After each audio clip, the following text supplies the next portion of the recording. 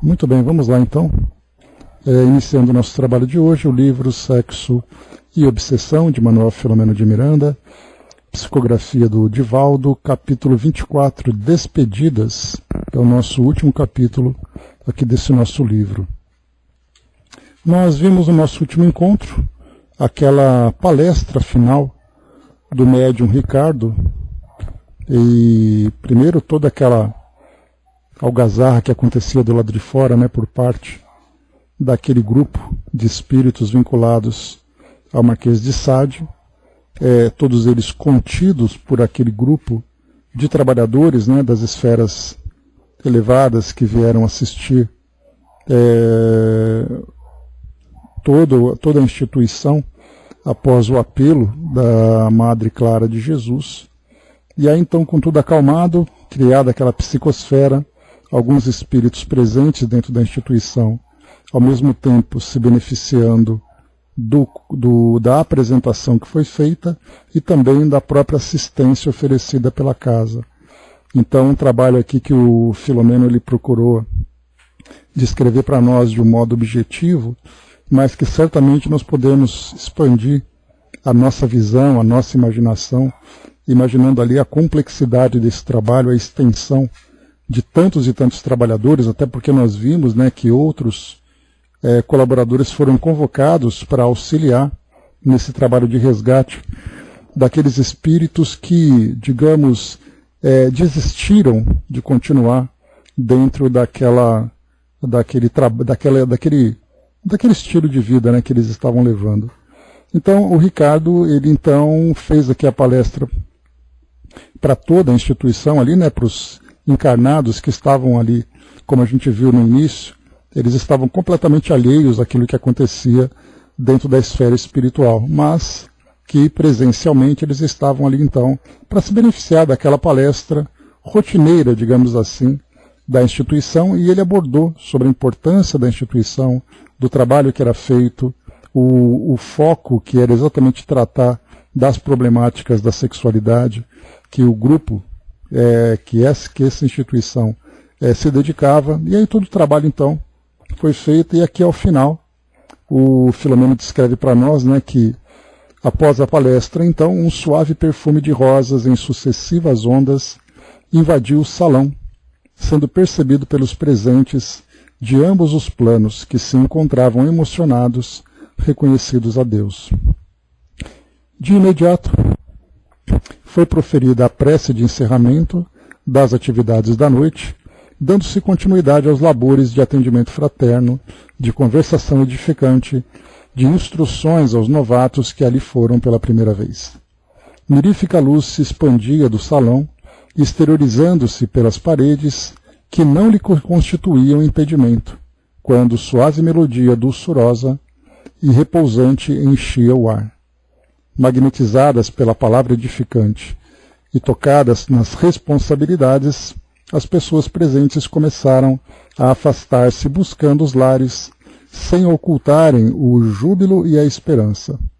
As lutas pareciam ser cruas, mas as resistências estavam fortalecidas pelas vibrações que procedem de Deus, permitindo que todos pudessem usufruir da felicidade inaudita, do crescimento interior, com os olhos postos no futuro espiritual de plenitude. Então aqui, Despedidas, capítulo 24. Madre Clara de Jesus não ocultava a satisfação ante o efeito da conferência de esclarecimento e o convite aos membros da instituição que dirigia, em face da necessidade de cumprimento do dever e da responsabilidade que lhes dizia respeito.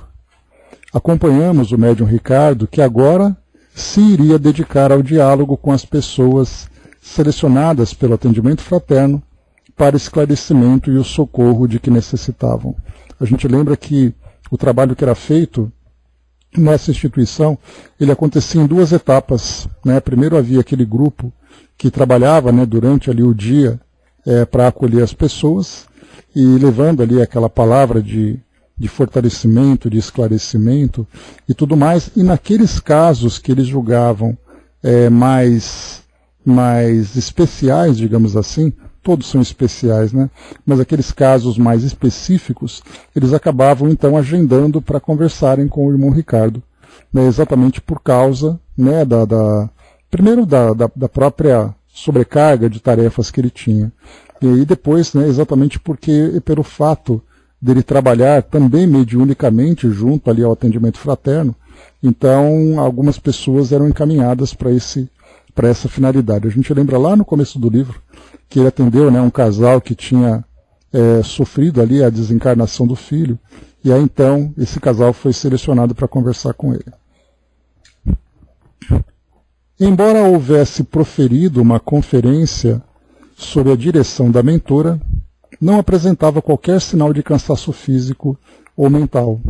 Antes, pelo contrário, estava com imensa disposição íntima de servir e de atender aos nautas que tombaram na travessia das ondas do escapelado oceano da existência ou que se encontravam em grave situação de risco.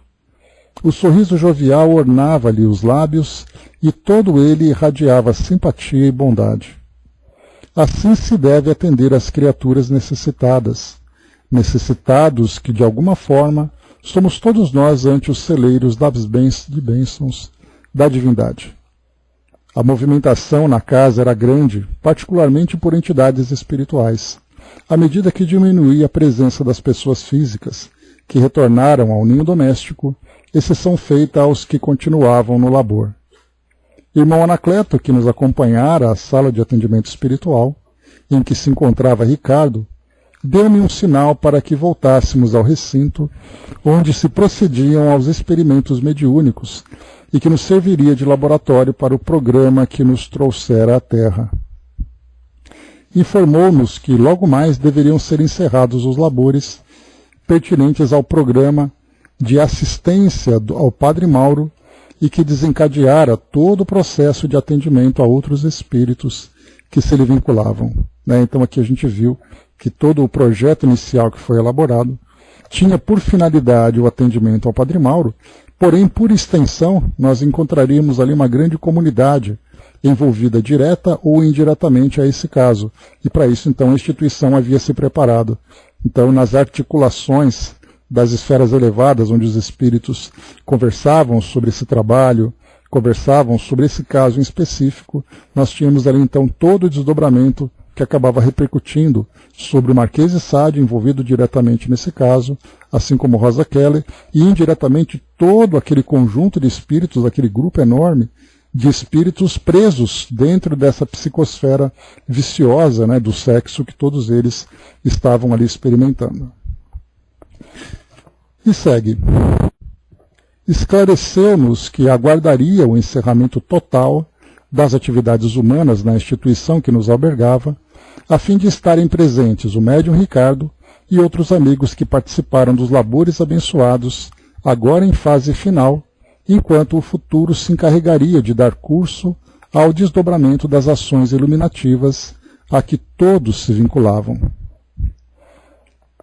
Permaneci com Dilermando, o companheiro discreto e quase silencioso que viera conosco, que também se encontrava emocionado ante as ocorrências felizes de que participava.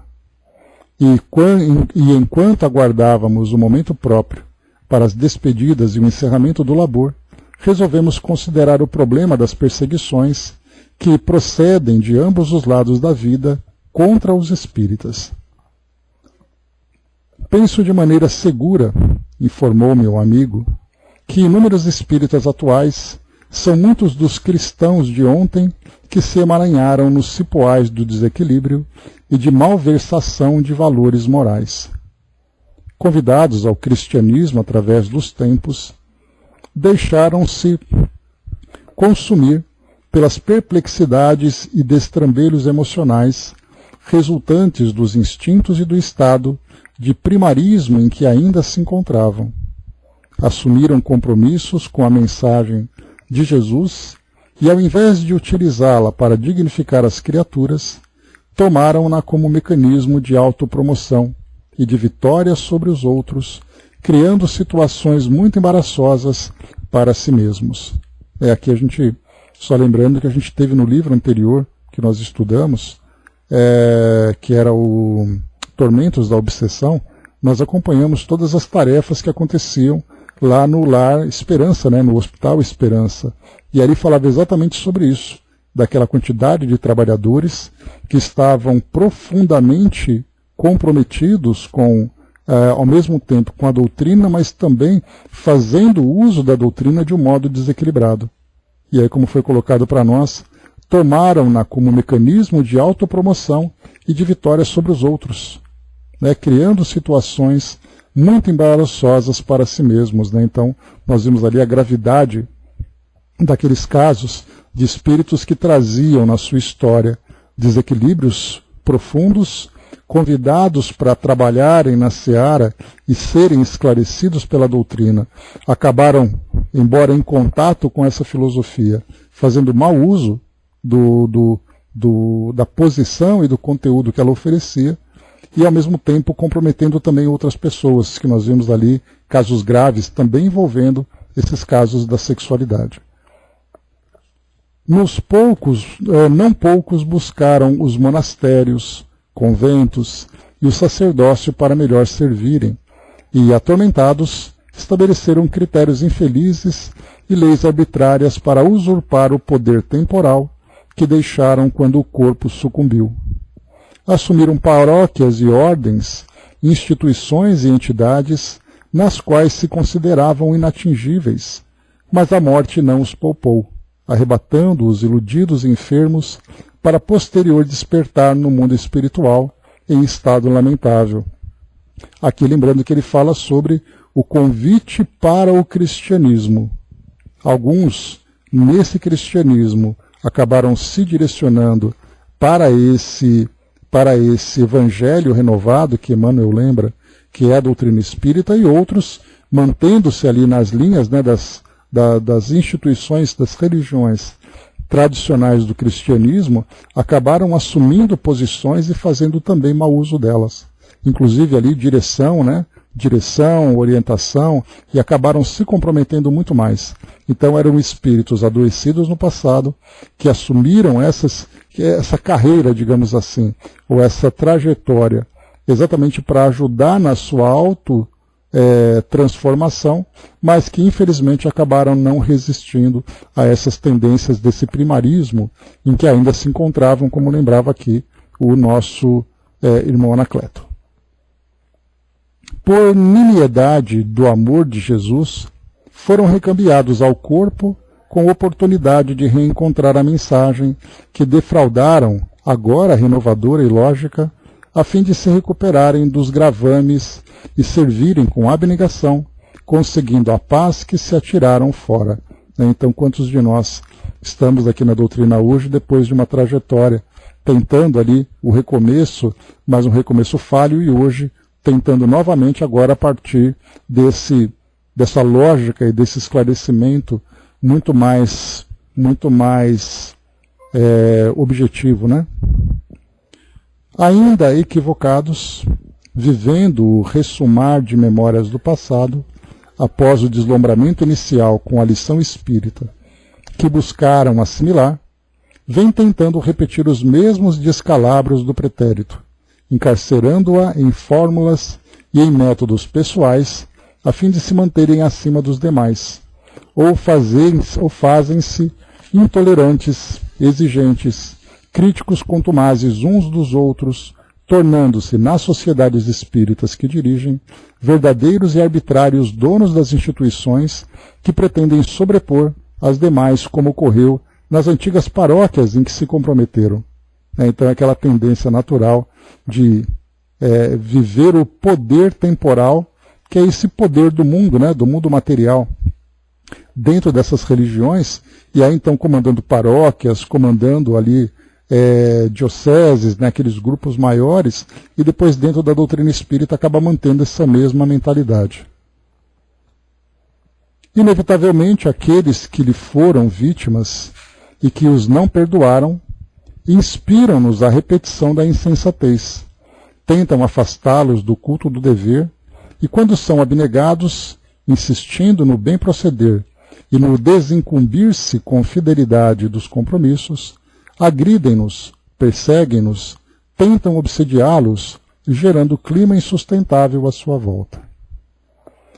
Aquietou-se um pouco, repassou o olhar pela sala onde já se encontravam alguns convidados do irmão Anacleto e prosseguiu. Não me cabe julgamento pejorativo ou depreciativo, mas uma análise em torno do que vem observando em determinados arraiais do movimento espírita, quando alguns amigos que deveriam pautar a conduta pela cordura e bondade, pelo devotamento e pela fraternidade, se afastam dessas diretrizes para se tornarem verdadeiros déspotas em relação àqueles que exigem se lhes submetam ou opinam com ênfase de donos da verdade, exigindo sempre direitos e licenças que negam aos demais. São intolerantes em excesso, acusadores impiedosos, maledicentes contumazes e vivem sempre atormentados pelo mau humor, nesse estado emocional, não obstante divulgando a doutrina da felicidade e da alegria de viver. É paradoxal que assim se comportem. A gente já chegou até a ver num trecho aqui, mencionado pelo próprio Filomeno de Miranda, comportamento de dirigentes, de trabalhadores espíritas, que usavam essa posição para satisfação pessoal e se comportavam exatamente dessa mesma forma. Déspotas, donos da verdade, agressores, críticos, que a gente chegou até a ver, até mesmo no Tormentos da Obsessão, aqueles que eram pacientes do Hospital Esperança, que mencionavam que tinham aqueles que se tornavam espíritas de gabinete, apenas vivendo em função da observação daquilo que era publicado, das práticas, dos trabalhos que eram desenvolvidos, apenas lançando ali aquelas posições críticas, agressivas, sempre de uma forma destrutiva. Ou seja, utilizam a doutrina espírita para enaltecerem o próprio orgulho, a própria vaidade, não para fazer o trabalho de transformação, de reforma do nosso mundo. Até porque é muito mais fácil a gente apontar defeitos do que virtudes, Uma tendência natural nossa ainda nessa condição evolutiva em que nós estamos. E ele segue. Não é, portanto, de estranhar que estejam sempre assessorados espiritualmente por entidades vulgares, pois que se recusam ao conforto da oração, que consideram equipamento dispensável. Perversas umas e vingadoras outras, com as quais sintonizam, já que não participam das atividades mediúnicas, que consideram ultrapassadas, e quando o fazem ainda estão buscando o que denominam como fatos de laboratório, tornando-se títeres de suas manobras infelizes. Aqui o detalhe também, oi Sandra de novo. Aqui também a gente vai lembrar que quantos são aqueles que, inclusive a gente já viu sobre isso, estendendo um pouco a nossa visão pelo mundo afora, a gente vê que muitas instituições de grupos espíritas em locais que trazem uma cultura diferente, nós já falamos sobre as práticas espíritas que acontecem em outros países, por exemplo, a mediunidade tem apenas ali um objetivo técnico, um objetivo de interesse pessoal, enquanto a doutrina espírita mostra para nós que a mediunidade é esse veículo de intercâmbio entre os dois mundos para atingir finalidades superiores, enquanto que, de um modo geral, a mediunidade é apenas ali um objetivo de trazer a satisfação pessoal. Não raras vezes, já vi assim comentários, e já conversando com amigos também, existe algo bastante interessante dentro do meio espírita, que é um indivíduo dizendo assim, você trabalha lá no seu centro? Eu faço parte do grupo de pesquisa. Mas fala isso com uma autoridade, aquela autoridade acadêmica, aquela superioridade intelectual, dizendo que faz parte de um grupo de pesquisa. Diferentemente daqueles que dizem, por exemplo, olha, eu trabalho sim, eu faço o trabalho de caridade no nosso grupo mediúnico, atendendo a espíritos superiores. E os outros dizem, não, eu faço pesquisas acadêmicas, eu gosto de escrever artigos sobre aquilo que a mediunidade tem.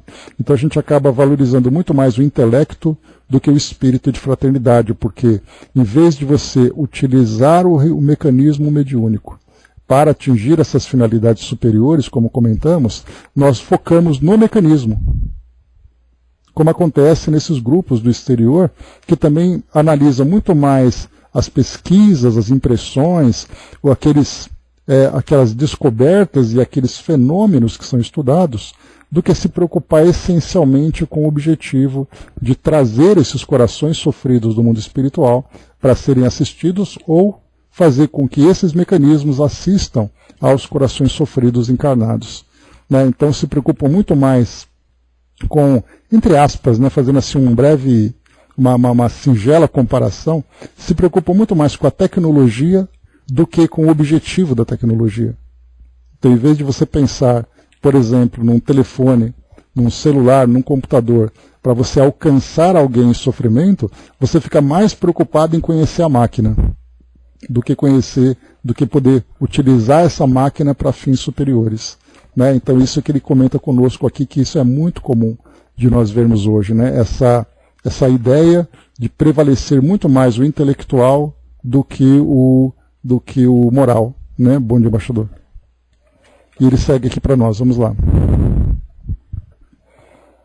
Por isso que eu comentei com vocês aqui, ele diz assim, né, só para a gente lembrar, já que não participam das atividades mediúnicas, que consideram ultrapassadas, e quando o fazem, estão ainda buscando o que denominam como fatos de laboratório, tornando-se títeres de suas manobras infelizes, ou seja, se tornando ali alvos fáceis para essas manobras, né? Exatamente, né? Eu adoro essa parte, o Jerusa, né, que eu sempre comento com vocês, se encantam realmente muito mais com a rede que com o mar. Né? Então o Oswaldo Montenegro ele foi muito feliz nessa parte poética, mas que para nós tem um significado muito grande. Porque mostra exatamente isso, esse deslumbramento tão pequeno que nós temos para algo que tem um valor sublime. Né? Então, nós ainda somos assim. E ele segue, vamos lá. Normalmente, compadeço-me desses companheiros que permanecem equivocados, divulgando as notícias do mundo espiritual, que parecem não acreditar já que se comportam de maneira inadequada em torno da imortalidade da alma e da justiça das reencarnações. É como se ignorassem que irão despertar com o patrimônio acumulado e as conquistas realizadas, não se podendo furtar a presença da consciência, que então desperta, apresentará os fatos de maneira vigorosa, exigindo reparação, nesse momento impossível, abrindo espaço para a consciência de culpa, suplicando retorno à Terra imediatamente, o que já não será tão fácil de conseguir. Olha que interessante isso, né? E a gente já falou sobre isso também com aquele comentário, né, do Joaquim de Aruanda, aquele espírito, um amigo, né, que a gente já falou tantas vezes dele, que ele diz, né, que quantos e quantos são aqueles que no mundo espiritual caem de joelho implorando pelas provas mais dolorosas e difíceis para que possam aliviar a consciência, imploram por uma nova reencarnação e não conseguem. Porque não é simplesmente assim, eu quero. Você pode, você já está em condições para isso, porque há necessidade dessa preparação no mundo espiritual. Mas existe também, ao mesmo tempo, uma ansiedade muito grande, uma expectativa muito grande de fazer as coisas com pressa para aliviar a dor, sem necessariamente estar pronto para vivenciar essa experiência. É aquilo que nós já acompanhamos em algumas citações, tanto do Filomeno, mas especialmente de André Luiz, quando ele lembra aquelas instituições de acolhimento, né, aqueles postos de socorro, que tem no plano espiritual, nas esferas, nas dimensões mais inferiores, mais densas, né, do mundo espiritual, onde muitos espíritos batem as portas dessas instituições pedindo o acolhimento, mas não é aquele pedido de estarem com a consciência desperta para a transformação de que precisam, mas eles querem simplesmente o alívio da dor. Então eles querem continuar como são, mas sem sofrer. Só que o sofrimento é uma consequência daquilo que são. E aí então quando eles fazem aquele pedido, né, com aquela voz mansa, com aquela voz doce, né, olha, por favor me ajude, e aí é perceptível que o espírito fala apenas aquilo, digamos, da boca para fora, e aí quando você fala, olha, você não pode fazer isso agora, aí ele muda o discurso, aí a voz dele muda de tom, já se torna agressivo, já se torna autoritário, então aquela doçura inicial não era nada mais do que uma falsidade, né? Então por isso a reencarnação é necessária para o momento em que o espírito estiver pronto para isso. E aí então nós contaremos sempre com a sabedoria, né, dos nossos instrutores espirituais, que saberão nos conduzir ali para a preparação certa, para o momento certo.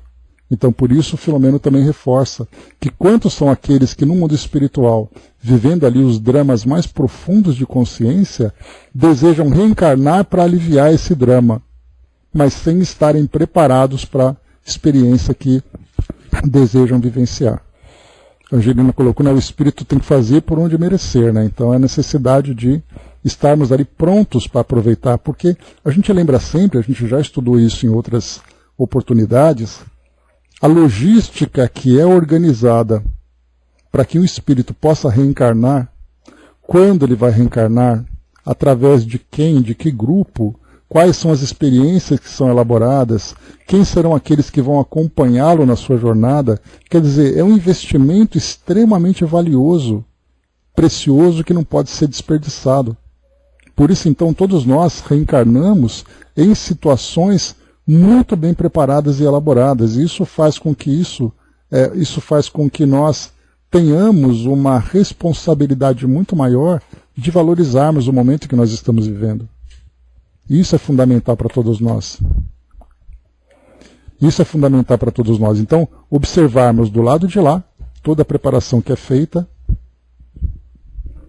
e, ao mesmo tempo, olharmos do lado de cá, porque há aqueles que querem e não podem, e nós estamos aqui que podemos, mas não fazemos.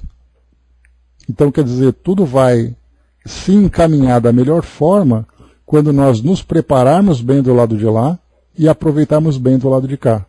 Aí sim é a ideia do espírito completista, porque ele completa não por acidente, por acaso deu certo. Não, não é por acaso, é porque ele estava bem preparado para isso. Então a gente vê como é complexo o investimento que é feito para cada reencarnação.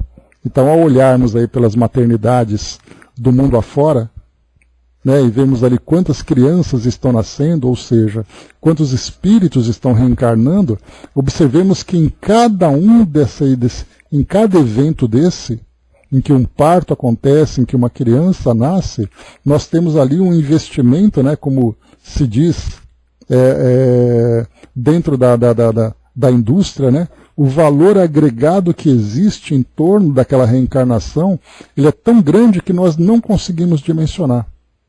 Mas através desses estudos que nós fazemos, do conteúdo que a doutrina espírita nos proporciona, nós não sabemos a dimensão, mas nós sabemos que é um investimento grande. Por isso um parto não é simplesmente um parto. O retorno de um espírito ao mundo físico é ali uma preciosa, valiosa oportunidade para esse espírito ter o recomeço de que ele precisa. Então aqui ele segue para nós, né? Então mais uma vez, só lendo o trechinho, quando ele diz assim, né? É como se ignorassem que irão despertar para aqueles que falham, né, nas suas tarefas comprometidas, né? É como se ignorassem que irão despertar com o patrimônio acumulado e as conquistas realizadas, não se podendo furtar a presença da consciência que, então desperta, apresentará os fatos de maneira vigorosa. Então, quer dizer, essa maneira vigorosa a consciência, ela não vem com doçura, não. A consciência, ela fala assim para você, olha, você errou, você tem culpa. E é aí que nós nos torturamos, né? Consciencialmente, que os espíritos procuram nos ajudar, amenizando o impacto desse drama que nós vivenciamos, né? E ele coloca, apresentará os fatos de maneira vigorosa, exigindo reparação, nesse momento impossível, abrindo espaço para a consciência da culpa, suplicando o retorno à Terra imediatamente, o que já não será tão fácil de conseguir. Invariavelmente oro por esses amigos e confrades, tentando não poucas vezes despertá-los para a realidade que o Espiritismo lhes apresenta e convidando-os à renovação íntima, à humildade, à caridade, à misericórdia em relação ao seu próximo. A desencarnação desses irmãos é sempre dolorosa, porque em muitas ocasiões dão-se conta da ocorrência e gostariam de mudar, não havendo mais tempo para consegui-lo. Ou seja, quando chega naquele último momento em que o retorno, a impressão do retorno começa a se manifestar no interior de cada um, ele já começa assim, bom, eu vou tentar agora melhorar, só que agora já não dá mais tempo. Que lhe parece? Convidado diretamente ao assunto, não tergiversei em anuir ao pensamento do querido amigo, dizendo-lhe: não há muito publicamos um livro abordando um tema equivalente em torno da desencarnação de alguns espíritas que não estavam preparados para o retorno. Aqui, deixa eu pegar rapidinho aqui, só para confirmar aqui o título, que ele pôs uma nota de rodapé, só que a nota de rodapé veio no final do capítulo, né? Tormentos da Obsessão, que nós acabamos de comentar, olha só. Então estamos alinhados aqui com o pensamento do nosso amigo para nos ajudar aqui no entendimento. Então, não há muito publicamos um livro abordando um tema equivalente em torno da desencarnação de alguns espíritas que não estavam preparados para o retorno. O conhecimento do Espiritismo aumenta a responsabilidade do indivíduo, porque ele dá instrumentos hábeis para a transformação íntima para melhor, demonstrando-lhe a continuidade da vida após a morte física e os resultados que advêm da consulta mantida antes da desencarnação. Dessa maneira, a doutrina tem por meta libertar o ser humano da ignorância e do mal, abrindo espaços para a instalação do bem e do conhecimento que felicita, ao tempo que impulsiona a ação dignificadora, através da qual é impossível a paz com a própria consciência, através da qual é possível a paz com a própria consciência.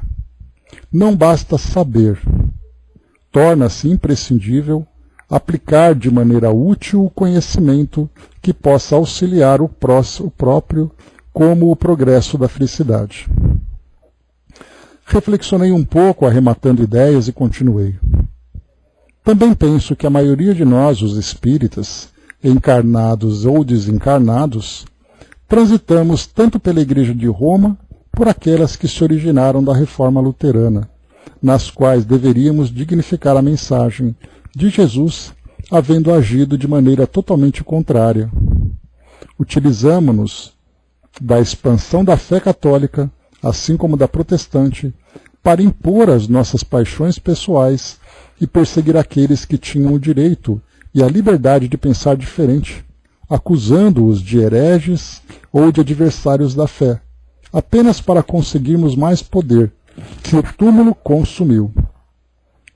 Não pequeno número de espíritos, pelo contrário, ali encontraram a oportunidade de crescimento e de iluminação, deixando marcas sublimes na história, vivendo incomparáveis lições de beleza, renúncia e amor, com que conquistaram a humanidade.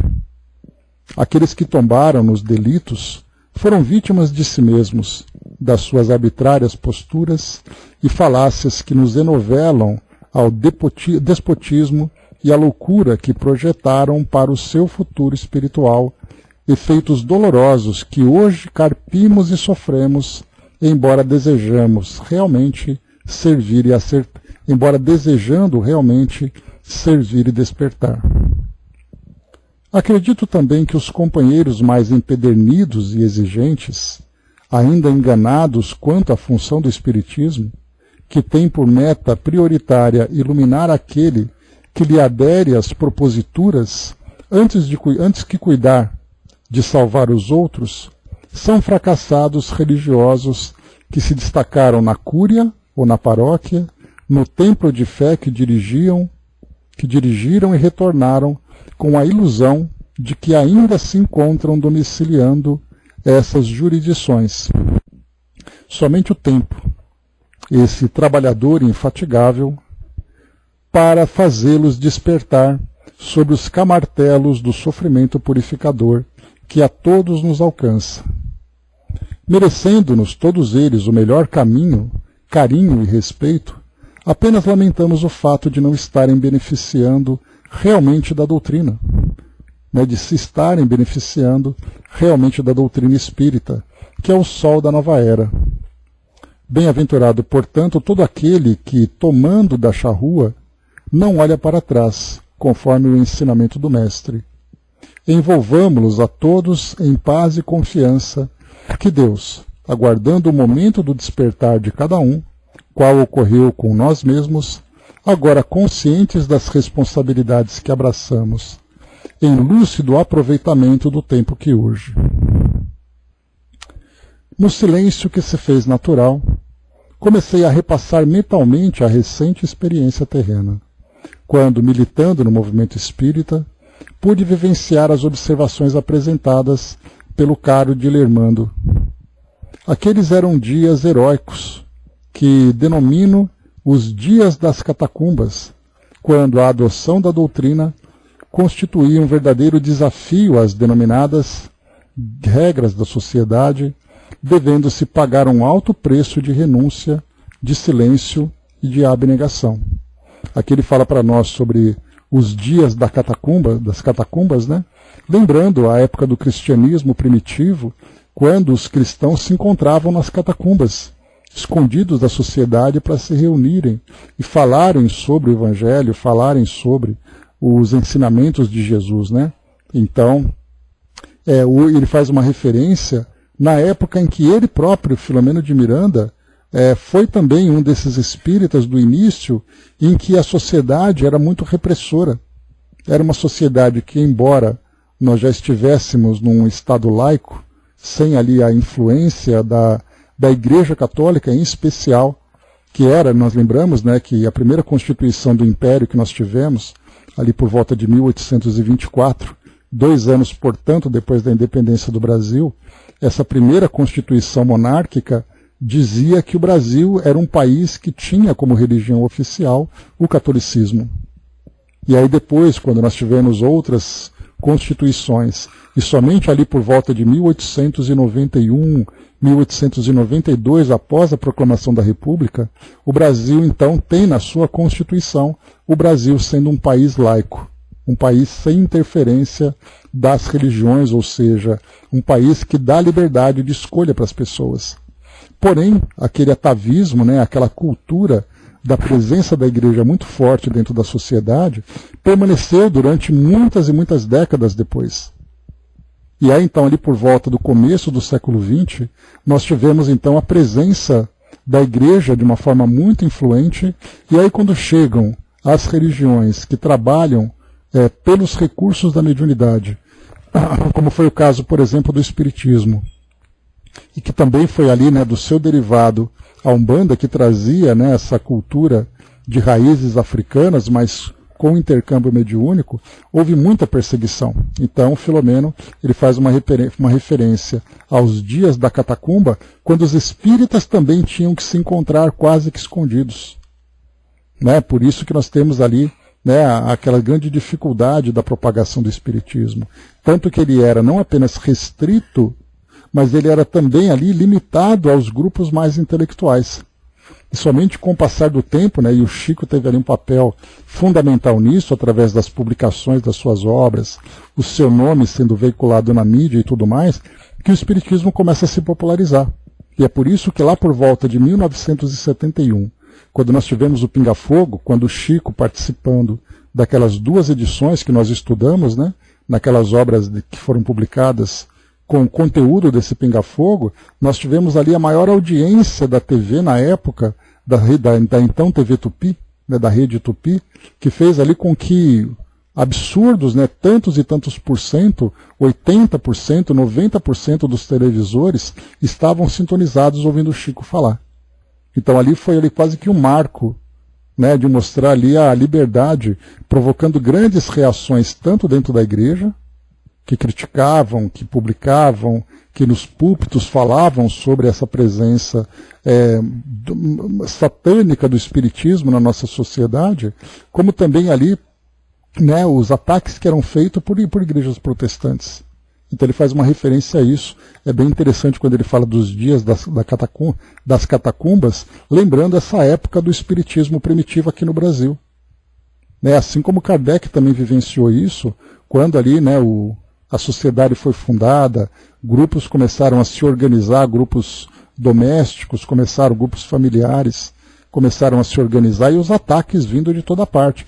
Pessoas sendo perseguidas, descriminalizadas nas famílias, nos meios sociais onde viviam, nas igrejas que frequentavam. Então foi assim uma época quase de caças bruxas naquela época, né? Então o Filomeno faz uma referência a isso. Então, quando ele diz assim para nós, né? Então, no silêncio que se fez natural, comecei a repassar mentalmente a recente experiência terrena, quando, militando no movimento espírita, pude vivenciar as observações apresentadas pelo caro Dilermando. Aqueles eram dias heróicos que denomino os dias das catacumbas, quando a adoção da doutrina constituía um verdadeiro desafio às denominadas regras da sociedade, devendo-se pagar um alto preço de renúncia, de silêncio e de abnegação. Mesmo naqueles já distantes dias, em número reduzido que éramos, em vez de uma legítima união, graçava entre nós o escarracho destruidor e perigoso, as suspeitas e acusações infundadas, exigindo serenidade e amor em relação aos irmãos invigilantes. É o ônus que o ser humano paga pela honra de abraçar ideais de enobrecimento e de dignificação espiritual. Hoje mudaram, sim, os tempos sob um aspecto, já não se sofrendo pública discriminação, nem perseguição ostensiva, quando se abraça o espiritismo. No entanto, prosseguem os mesmos desafios, e torna-se indispensável a contribuição do testemunho, da fidelidade, por parte daqueles que, tocados pelo Espírito do Cristo e fascinados pela mensagem espírita, fascinados no bom sentido aqui, né, adotam a fé racional e pura que os move e arrebata. Ainda, durante muito tempo, serão necessários os exemplos de coragem e de abnegação em todos os segmentos sociais e áreas do pensamento por parte dos heróis e dos idealistas para que as mensagens nobres se implantem nos corações humanos e transformem a sociedade que necessita de diretriz e de segurança para abraçar o objetivo da harmonia e do equilíbrio, da justiça e da paz. Aqui a gente lembra também que nós vivemos, né, essa geração de espíritas, nós vivemos uma fase de testemunho muito interessante, né, porque nós estamos, não o nosso testemunho pessoal, mas nós estamos testemunhando, né, esse período de tecnologia, período de pandemia, em que a doutrina teve uma expansão muito grande, fazendo com que as paredes do centro espírita não sejam limitadoras da divulgação da mensagem. Então os eventos que começaram a alcançar o meio tecnológico, o meio virtual, né, palestras, estudos, serviços, tudo aquilo, né, que hoje o Espiritismo pode oferecer à distância para as pessoas, então nós estamos sendo testemunhas disso. Quer dizer, nós estamos assistindo, nós estamos nos beneficiando e ao mesmo tempo colaborando com esse processo, fazendo com que o Espiritismo consiga simplesmente se espalhar pelo ar.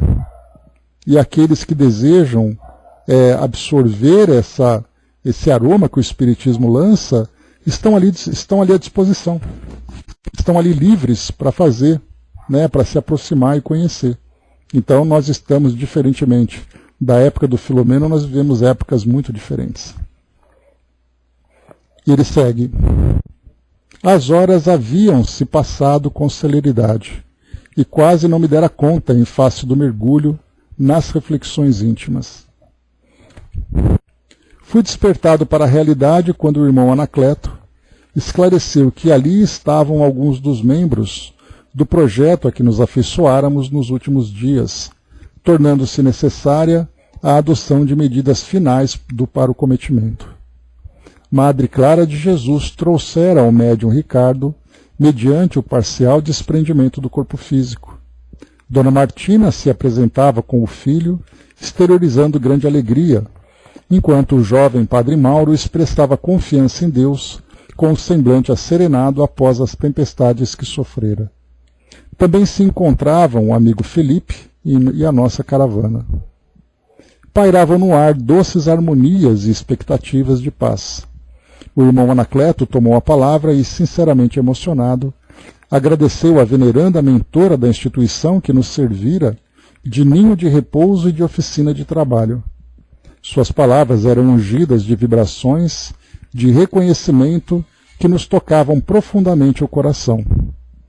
A nobre entidade sorriu generosa e disse-lhe: esta é a casa de Jesus na terra, a semelhança de muitas outras que está aberta para o bem e a caridade sem fronteiras, sem discriminação de crenças ou de ideais, desde que todas voltadas para a verdade e para o progresso da sociedade.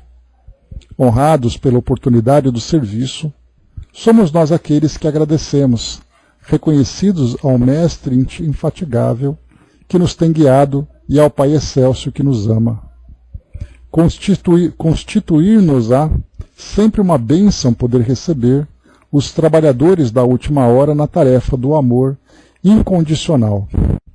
Tenham aqui a confirmação do seu lar, sempre aberto para todos os corações.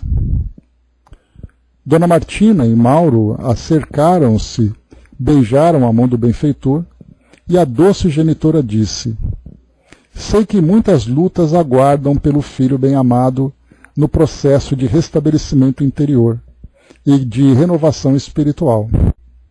No entanto, confiado no Senhor da vida e na bondade dos guias espirituais, ele há de alcançar a paz de que necessita para ser feliz.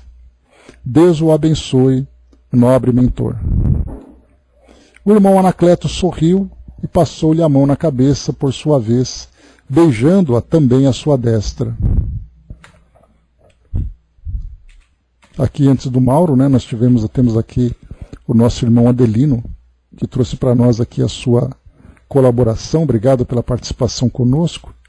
Ele diz assim para nós: há uma grande fraqueza quando a obsediação se torna presente, trazendo processos deletérios de algumas vidas que foi sobrepondo caminhos que foram ignorados nos caminhos desencarnantes dessas vidas que, perdidas no tempo do Pai, só trouxeram aprendizados, quando no domínio de minha mente eu fui fluindo e deixando de ser envolvido por irmãos que, ainda impactados no seu moral, ainda bem baixo, sucumbiram, e só o tempo de elevadas vidas tudo com certeza irá mudar.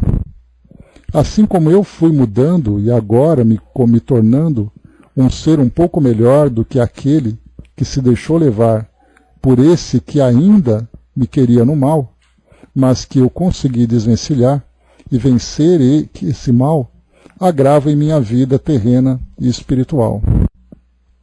Hoje, no melhor espaço de minha vida como espírito que sou, e estou colhendo a melhor forma de me manter mais seguro, e assim com os melhores pensamentos, tento eu, vou revivendo o prazer de estar colhendo do melhor fruto, que é saber que posso vencer minhas fraquezas e estar hoje no melhor caminho que Deus me dá, e assim vou suprindo as necessidades onde posso alcançar do melhor fruto, que é me amar e amar ao outro que também sofre. Estou bem, estou mais feliz e agradeço ao Pai Eterno por me salvar. Né? Então, irmão Adelino, trazendo aí o seu depoimento sobre experiências difíceis, né, vividas, mas também superadas, né, o que faz com que o gosto dessa vitória seja muito mais saboroso. Né? Então, muito felizes pela sua conquista, meu querido amigo. E obrigado pela participação também. E aqui vamos, né, da mesma forma, nós acompanhamos a história do Padre Mauro, que também é o espírito que poderia, no futuro, trazer um depoimento semelhante, dizendo que também foi vítima de si mesmo, vítima de outros, mas que conseguiu, nessa reviravolta, né, conseguir se reerguer e dar continuidade no seu crescimento, né? Então aqui diz para nós, obrigado meu amigo mais uma vez. Então Dona Martina, beijaram a mão, né, e a doce genitora disse então que sei que muitas lutas aguardam pelo meu filho bem-amado no processo de restabelecimento interior e de renovação espiritual. No entanto, confiado no Senhor da vida e na bondade dos guias espirituais, ele há de alcançar a paz de que necessita para ser feliz. Deus o abençoe, nobre mentor. O irmão Anacleto sorriu, passou-lhe a mão sobre a cabeça e, por sua vez, beijando também a sua destra. Mauro, sensibilizado até as lágrimas, não pôde traduzir as emoções. Foi o guia espiritual quem lhe disse: avance em paz, meu filho. Os caminhos da libertação multiplicam-se por toda parte. Jesus, porém, é o caminho da segurança. Trilhe por ele, certo da vitória final. Não se deixe atormentar pelo que cometeu de errado. Antes, se inspire na alegria do bem que pode fazer em favor de si mesmo e daqueles a quem por acaso haja prejudicado. O sol aparece após as sombras, sempre novo e iridescente. A caridade será o seu celeiro de bênçãos, que você poderá multiplicar ao infinito. Não tenha medo e entregue-se com ardor ao dever. A atitude de uma alma é medida pela sua atitude perante a vida. A altitude de uma alma é medida pela sua atitude perante a vida. Ascenda no rumo da grande luz e alcançará a altitude máxima, utilizando-se das atitudes saudáveis e nobres. Sem mais delongas, o mensageiro explicou: aqui chegamos há poucos dias com um grave compromisso em pauta, que a misericórdia de Deus nos permitiu concluir com os melhores propósitos para o futuro.